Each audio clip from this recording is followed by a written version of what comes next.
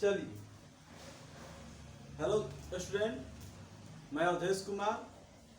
आप लोग हमारे इससे पहले वाले वीडियो में इलेक्ट्रोस्टैटिक चैप्टर में कूलम्ब्स लॉ के विषय में पढ़े थे। अब कूलम्ब्स लॉ के विषय में आप पढ़ चुके हैं, तो अब हम देखते हैं कि कूलम्ब्स लॉ के प्रॉपर्टी क्या क्या है। प्रॉपर्टी देखने के बाद ये देखेंगे कि कूलम्ब्स लॉ का लिमिटेशन क्या क्या है, अर्थात कूलम्ब्स लॉ को कहाँ कहाँ हम प्रयोग कर सकते हैं और कहाँ कहाँ नहीं कर सकते हैं, उस चीज को देखेंगे। और तीसरा जो आएगा चार्ज के, उस चार्ज में जो चार्ज और मास में जो डिफरेंस होता है उस चीज को देखेंगे। सबसे पहले हम देखते हैं properties of Coulomb's law. Properties of Coulomb's law. तो प्रॉपर्टीज ऑफ कूलम्ब्स लॉ क्या कहता है? प्रॉपर्टी समझने का मीनिंग यह है कि किसी भी चीज का वह गुण जो उससे हमेशा अटैच रहता है, वो कभी हट नहीं सकता। जैसे मान लीजिए कि हम लोग का मास, हम लोग का बॉडी का मास क्या है? हम लोग का बॉडी का एक प्रॉपर्टी हो गया। हम लोग का एक मुंडी होता है, क्या एक तो हम लोग बॉडी का पार्ट हो गया, लेकिन वही हम लोग को जो सत्य बोलने का प्रॉपर्टी हो गया। अब कभी का हल्का सा वेरिएशन होता है, प्रॉपर्टी में बहुत कम ही वेरिएशन देखने को मिलता है। तो वही कूलम्ब्स लॉ का प्रॉपर्टी क्या है वो आप कूलम्ब्स लॉ के विषय में देखेंगे तो उसे पता चल जाएगा। तो प्रॉपर्टी नंबर 1 क्या कहता है, इसको समझने के प्रयास करेंगे।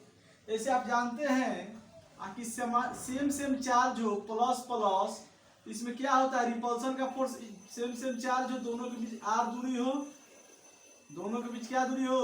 आर दूरी हो, दोनों के बीच जो फोर्स लगता है क्या होता है? रिपल्सन का फोर्स लगता है। तो सेम चार्ज में रिपल्सन का फोर्स लगता है। एक निगेटिव हो और दूसरा पॉजिटिव हो, दूसरा भी निगेटिव हो, तो इसके बीच में क्या होगा? रिपल्सन का फोर्स इस तरह से लगेगा। लेकिन यही एक पॉजिटिव हो और दूसरा क्या हो? निगेटिव हो, तो इसके बीच क्या लगेगा?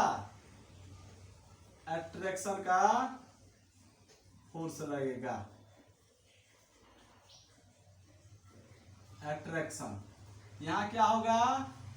यहां दोनों केस में रिपल्सन होगा।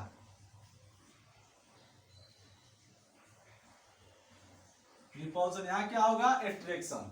अर्थात पहला कूलम्ब्स लॉ प्रॉपर्टी क्या हुआ कि Coulombic force between to like charge is repulsive nature but unlike charge is attractive nature. अर्थात पहला प्रॉपर्टी क्या कहा कि कूलम्ब्स लॉ के बीच जो फोर्स लगता है या तो अट्रैक्टिव या रिपल्सिव हो सकता है। तो लिखेंगे Coulombic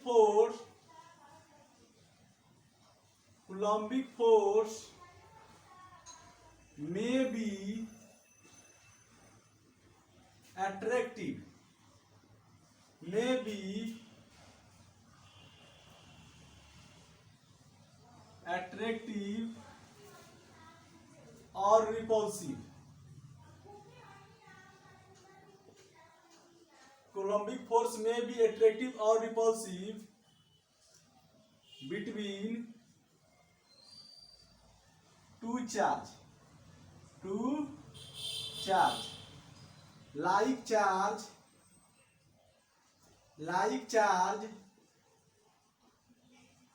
attract, the like charge repel to each other, but unlike charge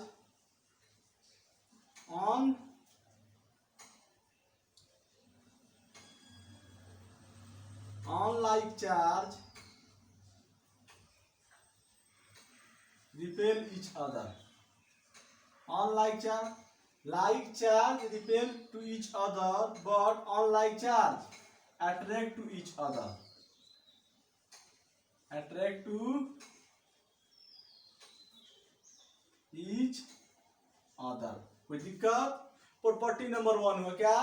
अर्थात कूलम्बिक फोर्स में भी अट्रैक्टिव और रिपल्सिव नेचर का हो सकता है। पहला यानी जो उसमें होता है उसी चीज को बताना है, कोई अलग से हम चीज नहीं बताने जा रहे हैं। दूसरा क्या कहता है कि दूसरा कहता है कि जैसे मान लीजिए दो चार्ज है, एक ए चार्ज हो गया और एक ए चार्ज हो गया, तो दो चार्ज है तो इसके बीच जो फोर्स लगेगा, मान लीजिए इधर फोर्स लगेगा, एक इधर फोर्स लगेगा। तो आप देख रहे हैं दोनों चार्ज बॉडी के सेंटर को ज्वाइन करने वाला जो लाइन है उसी के अलोंग फोर्स लग रहा है। क्या कर रहा है, ये जो दोनों चार्ज के सेंटर को ज्वाइन करने वाला, दोनों चार्ज बॉडी के सेंटर को ज्वाइन करने वाला जो लाइन है इसी के अलोंग हमेशा फोर्स लग रहा है। मान लीजिए दोनों को ज्वाइन करने वाला ये लाइन हो गया, तो इसी के अलोंग क्या हो रहा है, पॉजिटिव चार्ज है, ये निगेटिव चार्ज है, इसी के अलोंग फोर्स लग रहा है। अर्थात दोनों को सेंटर की, एक दूसरे के सेंटर की ओर हमेशा फोर्स लग रहा है। इस कह सकते हैं कि जो कूलम्बिक फोर्स है एक तरह का क्या है, सेंट्रिपिटल फोर्स है, जो दोनों चार्ज के सेंटर के ज्वाइनिंग लाइन के अलोंग लगता है ऑलवेज। ये कभी इस तरह से, जैसे मान लीजिए प्लस हो गया, ये भी प्लस हो गया, तो ये आई से और ये आई से नहीं होता है। क्या है, ये गलत है, ऐसा नहीं होता है। अर्थात दोनों लाइन को ज्वाइन करने, दोनों चार्ज के सेंटर को ज्वाइन करने वाला लाइन है उसके अलोंग होता है। अर्थात इसका लिखते हैं Coulombic force is central force, it always acts line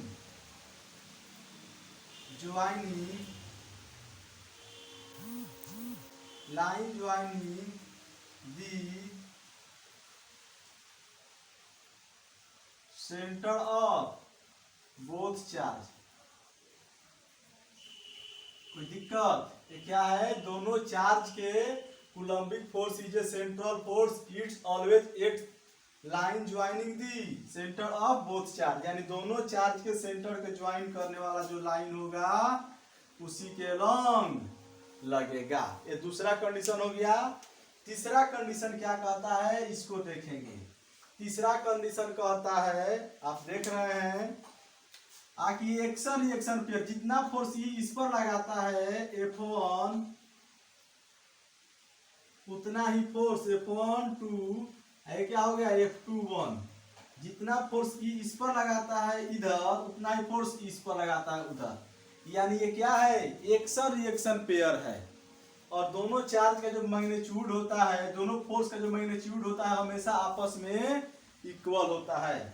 जैसे मान लीजिए कोई कहता है कि आप जानते हैं सेब लटका हुआ है तो उसमें पृथ्वी फोर्स लगा रहा है, सेब भी पृथ्वी पर फोर्स लगा, तो कोई पूछेगा कि पृथ्वी सेब पर ज्यादा फोर्स लगा रहा है या सेब पृथ्वी पर ज्यादा फोर्स लगा रहा है, तो कोई किसी पे ज्यादा फोर्स नहीं लगाता है, दोनों एक दूसरे पर इक्वल मैग्नीट्यूड के फोर्स लगाते हैं और अपोजिट डायरेक्शन में।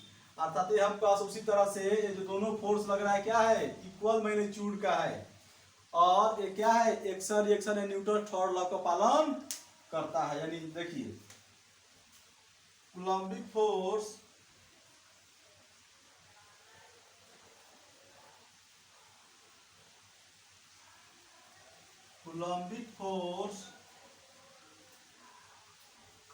between two charge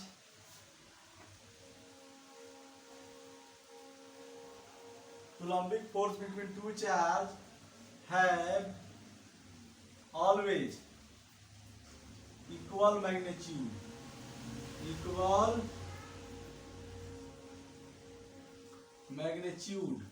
but opposite in direction. अर्थात क्या बताए, Coulombic force between two charge है always equal magnitude but opposite direction. देखिए ये दोनों चार्ज पार्टिकल के बीच जो फोर्स लग रहा है एक दूसरे पर, जितना फोर्स F1 2 है उतना ही F2 1 है, दोनों का मैग्नीट्यूड क्या है, आपस में इक्वल है। लेकिन आप देख रहे हैं इसके द्वारा जो इस पर फोर्स लगा है इधर है, इसके द्वारा जो फोर्स इस पर लगा है इधर है, यानी दोनों एक दूसरे से दूर की ओर है। यहाँ आप देख रहे हैं आखिर इसके कारण इस पर जो फोर्स लगा इधर है, इसके कारण जो फोर्स इस पर लगा क्या है Q1 Q2। इसके कारण जो इस पर लगा है वो क्या है इधर है, यानी दोनों एक दूसरे का हमेशा इधर है डायरेक्शन इधर है, दोनों का क्या होता है इक्वल मैग्नीट्यूड होता है और अपोजिट डायरेक्शन होता है। यानी F12 equal to magnitude F21, magnitude equal होता है लेकिन डायरेक्शन क्या होता है F12 माइनस F21, यानी डायरेक्शन दोनों क्या होता है एक दूसरे के अपोजिट होता है। किसी को इसमें कोई दिक्कत, लेकिन इसके कारण इधर और इसके कारण इधर पे फोर्स नहीं लगता है। इसको आप लिखिए, इसके बाद प्रॉपर्टी नंबर 4 हम देखते हैं।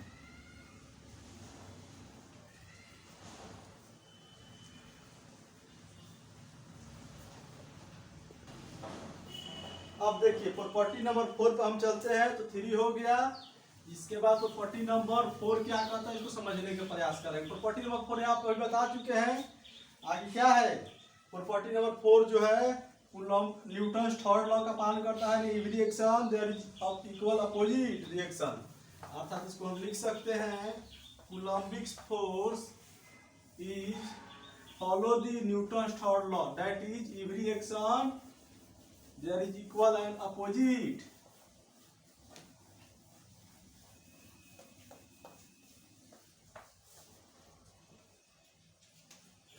अर्थात Coulombic force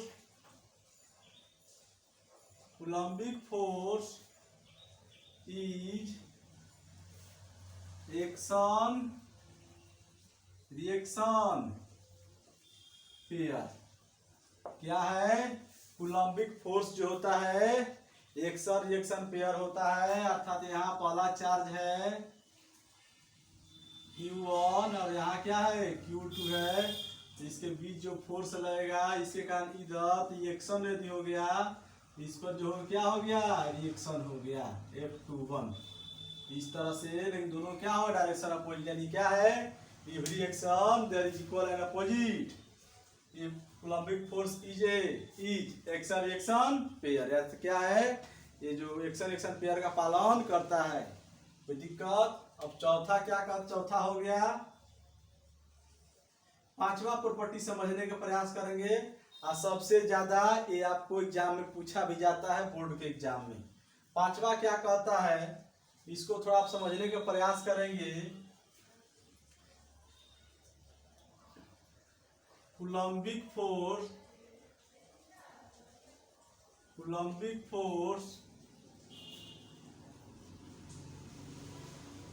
follow the superposition principle।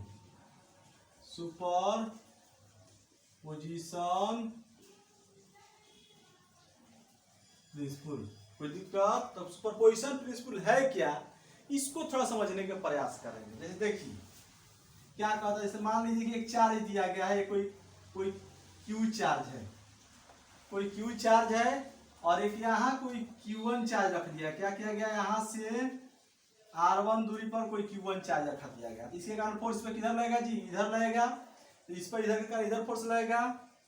इसी तरह से कोई यहाँ Q2 रख दिया गया, यहाँ Q2 कोई चार्ज रख दिया जाएगा, तो इसके कारण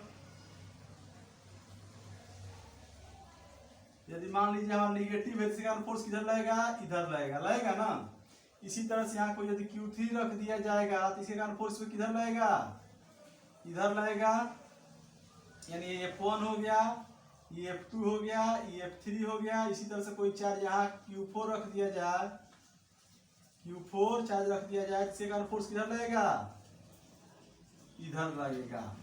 अर्थात इस तरह से बहुत सारा चार्ज हो तो फोर्स जो है क्या होगा 4 हो गया 5 हो जाएगा। इस तरह से आपका Q5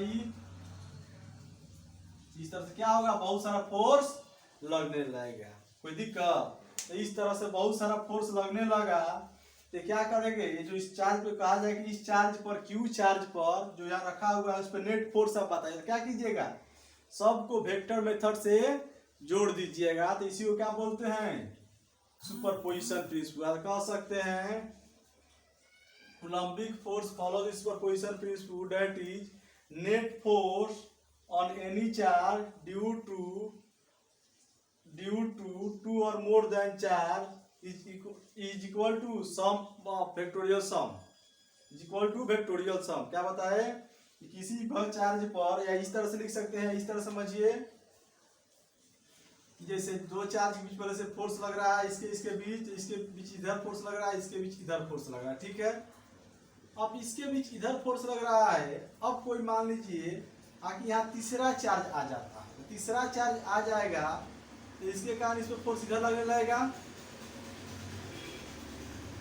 और इसके कारण इधर लगने लगेगा। अब देखिए इसके कारण जो इस पर फोर्स लग रहा था, इस पर कोई इसके चार्ज का इस पर फोर्स लग रहा है, तो जो सेकेंड चार्ज को रख दिए तो इस पे जो फोर्स इधर लगने लगा ये F1 था, और जब थर्ड सेकेंड चार्ज को रखे इस चार्ज के कारण तो क्या हुआ, इस फोर्स पर कोई प्रभाव नहीं पड़ा, जितना पहले से लग रहा था उतना लग रहा है। इसी तरह से इस तरह थर्ड रखेंगे Q3, इसके कारण जो फोर्स लगेगा वो आपको इधर लगेगा, इस पर भी इस चार्ज को रखने से जो फोर्स लगा इस दोनों पर कोई प्रभाव नहीं पड़ा। तो जो क्या कहते हैं इस सुपरपोजिशन प्रिंसिपल को पालन वो करता है। तो कह सकते हैं कि factorial sum of net force is equal to factorial sum of all the forces on charge।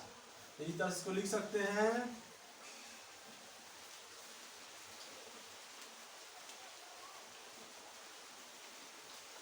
net force on any charge is equal to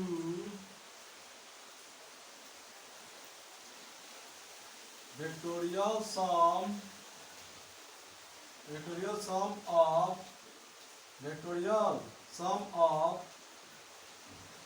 all the forces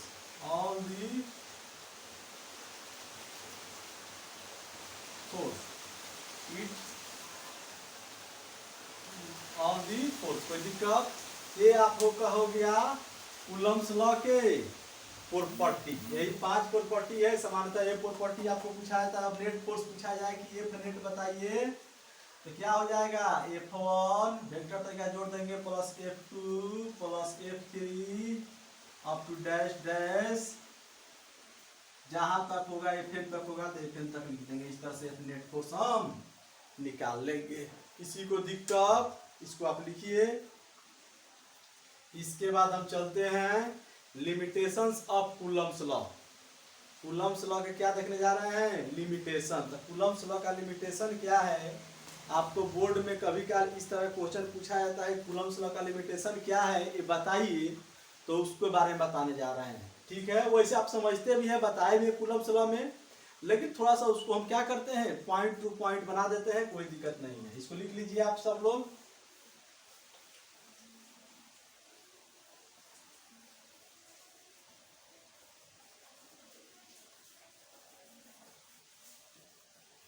Coulomb's law से रिलेटेड कूलम्ब्स के property से जो है properties of Coulomb's force से related बहुत सारा question आपको इसी बार बुक में दिया गया है, तो इसके बारे में भी देखेंगे। एनसीईआरटी में आपको मात्र एक क्वेश्चन दिया गया था, वो जो स्क्वायर पर दिया हुआ था क्वेश्चन, वो इसी से रिलेटेड था। अब देखते हैं हम लिमिटेशंस ऑफ कूलम्ब्स लॉ।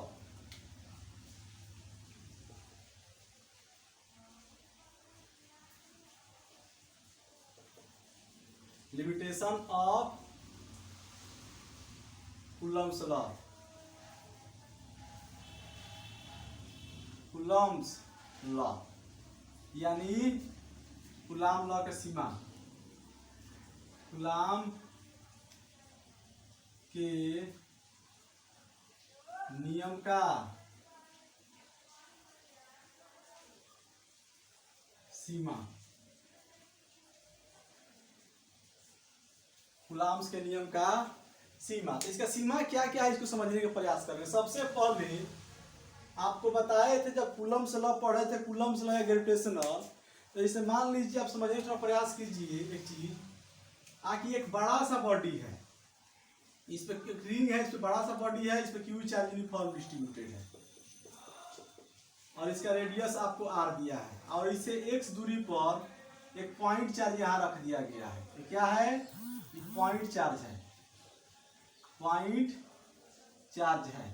तो आपको कहा जाएगा, और इस पे बड़ा चार्ज है और इसके जो r है कंपरेबल है किसके? x की। तो कहा जाए इसको कूलम्बिक फोर्स बताए। तो आप क्या बताए? कूलम्बिक फोर्स F बराबर के इसका charge Q1 Q2 by R square. बताइएगा ना। तो क्या है? ठीक है? नहीं, ये चीज क्या है? गलत है। क्योंकि कूलम्ब्स लॉ कहता है, कूलम्ब्स लॉ जब वैलिड होता है तो हमेशा क्या होता है? पॉइंट चार्ज के लिए आप कूलम्ब्स लॉ के स्टेटमेंट देखेंगे या यूनिवर्सल ग्रेविटेशनल लॉ के, तो क्या है? पॉइंट चार्ज के लिए वैलिड है। लेकिन ये तो पॉइंट चार्ज बॉडी नहीं है, तो बहुत बड़ा बॉडी है, इसलिए इसके लिए वैलिड नहीं है। अर्थात पहला पॉइंट आपको क्या हो जाएगा? 1 number, Coulomb's law is valid only for point charge body. Coulomb's law valid, Coulomb's law valid for point charge body, for point charge body, point charge body. कोई दिक्कत? क्या बताए? पहला ग्रेविटेशन हो या कूलम्ब्स, दोनों पॉइंट चार्ज के लिए ही वैलिड होता है। अब मान लीजिए इस तरह कंडीशन के लिए लागू करना होता है तो उसको कैसे निकालते हैं? मान लीजिए हमारा फॉर्मूला, ये फॉर्मूला नहीं आएगा, हाँ निकल सकता है लेकिन इस तरह से नहीं निकलेगा। इसके निकालने के लिए कुछ इंटीग्रेशन डिफरेंशिएशन करना पड़ता है, तो उसके बारे में हम आगे डिस्कशन करेंगे। लेकिन यहाँ तत्काल में उसके लिए आपको इस वीडियो, जो आगे हमारा वीडियो बनेगा उसको देखना होगा कैसे इस फोर्स को पता करेंगे। तत्काल में हम इस पे देखते हैं, Coulomb's law valid for point charge body, spread out charge के लिए वैलिड नहीं होता है। पहला प्रॉपर्टी। दूसरा क्या कहता है कि आपको बताए थे, आप जानते हैं कि किसी बॉडी के जो निर्माण होता है इलेक्ट्रॉन प्रोटॉन न्यूट्रॉन के मिलने से होता है। तो इलेक्ट्रॉन न्यूक्लियस के चारों तरफ घूमते रहते हैं और बहुत सारे प्रोटॉन जो होते हैं न्यूक्लियस में स्थिर रहते हैं। तो न्यूक्लियस का साइज बहुत छोटा होता है और उसमें प्रोटॉन पॉजिटिव चार्ज रहते हैं। तो पॉजिटिव चार्ज क्या करेंगे? उसको रिपेल करेंगे। तो यदि प्रोटॉन, बहुत सारे प्रोटॉन न्यूक्लियस के अंदर हैं और एक दूसरे को रिपेल करेंगे तो न्यूक्लियस क्या होगा? टूट जाएगा ना जी। न्यूक्लियस टूट जाएगा। न्यूक्लियस टूटता है क्या? न्यूक्लियस नहीं टूटता है। इसका मीनिंग क्या है? यदि कूलम्ब्स लॉ वैलिड रहता तो आप सब प्रोटॉन प्रोडक्ट्स को रिपेयर करता, बहुत सारे प्रोटॉन, तो क्या होता? न्यूक्लियस टूट जाता। लेकिन न्यूक्लियस टूटता नहीं है। क्यों नहीं टूटता है? क्योंकि वहां आपको कूलम्ब्स लॉ वैलिड होता ही नहीं है। अर्थात कूलम्ब न्यूक्लियस साइज कितना होता है? 10 के पावर 14 से 10 के पावर -15 के रेशियो में होता है। तो उतना की जब रेंज में, उससे कम दूरी के लिए जब दो चार्ज उससे कम दूरी में रखा जाएगा तो वहां कूलम्ब्स लॉ वैलिड नहीं होगा। कोई दिक्कत? Coulomb's law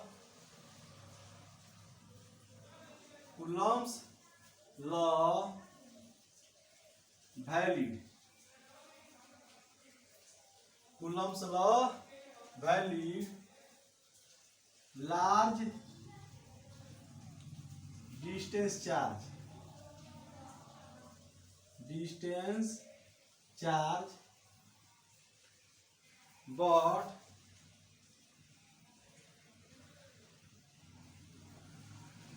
but not for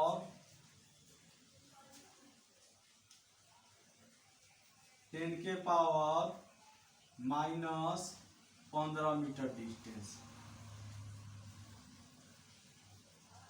less Coulomb's law valid large distance charge but not for are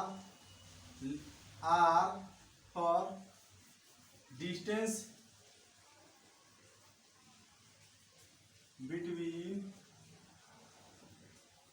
both charge is smaller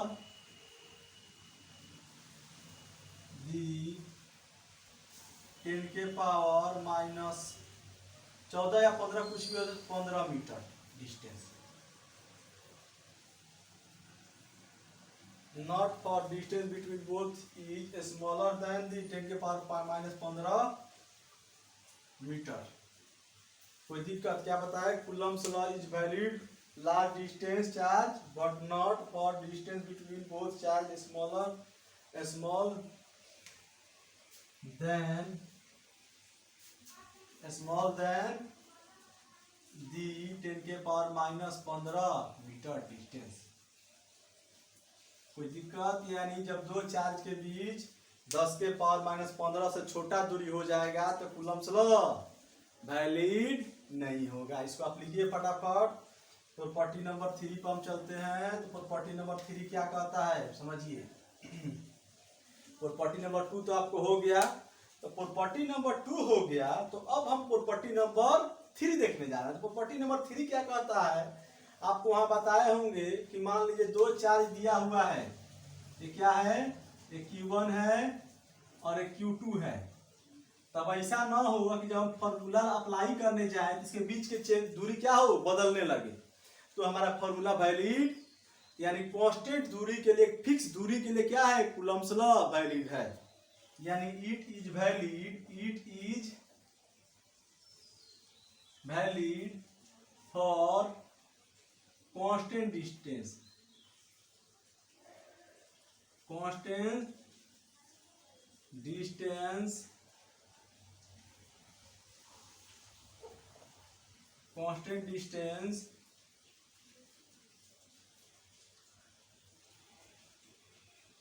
distance between two charge.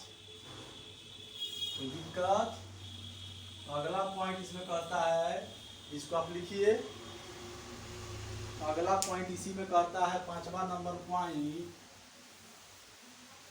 आप 4 लिख लिए होंगे तो 5वां पॉइंट यहाँ लिखेंगे। चौथा पॉइंट क्या कहता है, ये चीज हो गया कि it is valid for constant distance between two charge. अब ऐसा नहीं कि मान लीजिए दो चार्ज दिया गया है, इसका फॉर्मूला अप्लाई करते हैं, इसके बीच की दूरी बढ़ गया तो फोर्स क्या हो जाएगा, बदल जाएगा, तो वहां हमारा वैलिड नहीं होगा।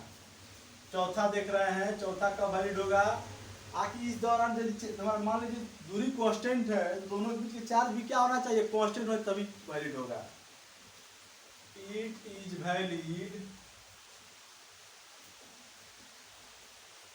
Valid for constant magnitude of charge, constant magnitude of charge. कोई आपको दिक्कत? ये रहा आपका कंडीशन। इसमें कोई दिक्कत हो तो बोलिए। यहाँ इतना स्थान पर कूलम्स लॉ।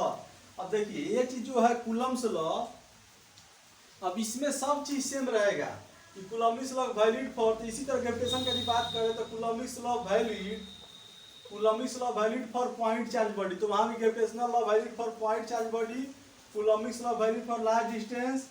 तो कूलम्ब तो ग्रेविटेशनल जो होता है लार्ज डिस्टेंस के लिए वैलिड होता है, और इससे भी छोटा दूरी के लिए न्यूक्लियस के अंदर भी लागू होता है, यानी वहाँ फिर कहीं नहीं करता है चीज। ये नहीं होगा उस पॉइंट ग्रेविटेशन में कहें तो ये भी दोनों उसके लिए वैलिड होगा। यहाँ हो जाएगा डिस्टेंस, यहाँ क्या हो जाएगा, क्या मैग्नेट मास हो जाएगा, और कोई अंतर नहीं। इसको आप लिखिए। इसका नेक्स्ट टॉपिक पर चलते हैं इसी से। अब हम देखने जा रहे हैं कि चार्ज और मास में क्या रोल होता है, दोनों चैप्टर में उसको समझने का प्रयास करना है कि इलेक्ट्रोस्टेट में चार्ज का रोल क्या है और ग्रेविटेशन में मास का रोल क्या है। देखिए आप समझिए इसको।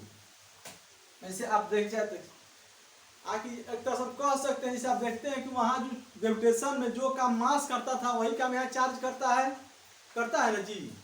लेकिन कुछ दोनों में अंतर भी है, तो उस चीज को हम समझने का प्रयास करेंगे। तो सबसे पहला पॉइंट हम लिखते हैं, charge is the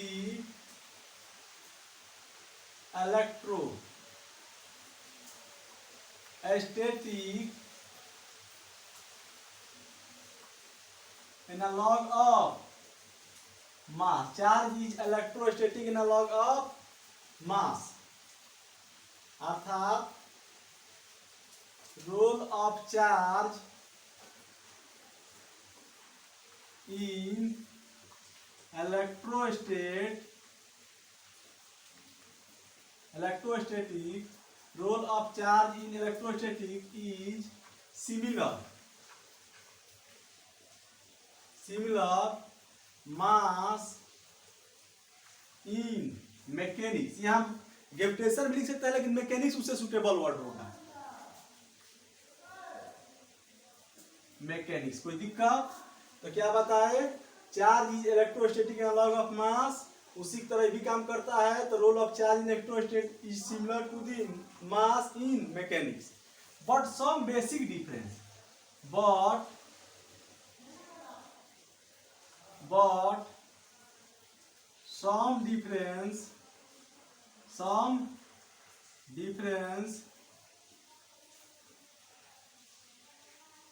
between charge and mass, between charge and mass। तब क्या होगा, पहला डिफरेंस चार्ज एंड मास। एक नंबर डिफरेंस क्या है, इसको समझिए। एक नंबर डिफरेंस कहता है कि आपको सबसे पहले बताए थे कि कूलम्बिक फोर्स जो होता है एट्रैक्टिव और रिपल्सिव किसी तरह का हो सकता है। एट्रैक्ट भी करता है, जो चार्ज होता है उसको एट्रैक्ट भी करता है, रिपेल भी करता है, लेकिन मास केवल एट्रैक्ट करता है। तो चार्ज में भी एट्रैक्टिव और repulsive nature. Two charge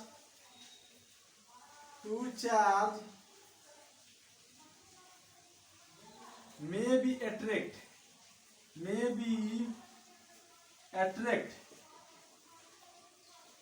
or repel to each other, but mass only attract each other, only attract each other।